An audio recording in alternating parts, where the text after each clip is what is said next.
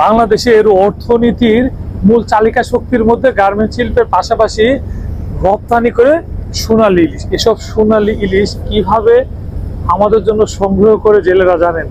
এই যে আমার সামনে এই যে দেখুন কি পরিমাণ নৌকা, ছোট ছোট নৌকা, এসব ছোট নৌকায় কিন্তু শত শত টন সোনালী ইলিশ কিন্তু ধরে আনে। অনেকে আবার বড় বড় নৌকা করে ট্রলারে করে সমুদ্র থেকে নিয়ে আসে। আর আমরা যে সুস্বাদু যে পদ্মার ইলিশ যেটা জানি যে বাংলাদেশের কিন্তু ঐতিহ্যবাহী একটা নাম আছে যে পদ্মার ইলিশ, সেই পদ্মার ইলিশ কিন্তু এইভাবে কিন্তু ছোট নৌকায় কিন্তু ধরে। এই সংগ্রহ করা ইলিশ আমরা কিন্তু মাঠে প্রচুর দামে কিনি। আমাদের আসলে বাংলাদেশের অর্থনীতিতে এই ইলিশ কিন্তু অনেক গুরুত্বপূর্ণ ভূমিকা পালন করে। তবু একটা কথা বলে রাখি, বাংলাদেশের আমরা যারা মধ্যবিত্ত আছে বা নিম্ন মধ্যবিত্ত শ্রেণীর যারা বাসিন্দা আছে, তারা এই ইলিশ নিজেদের দেশের ইলিশ কিন্তু খুবই হিমশিম খায়। বাংলাদেশে এখন কিন্তু প্রচুর পরিমাণ ইলিশ ধরা পড়ছে, তবু ইলিশের দাম কিন্তু কমছে না।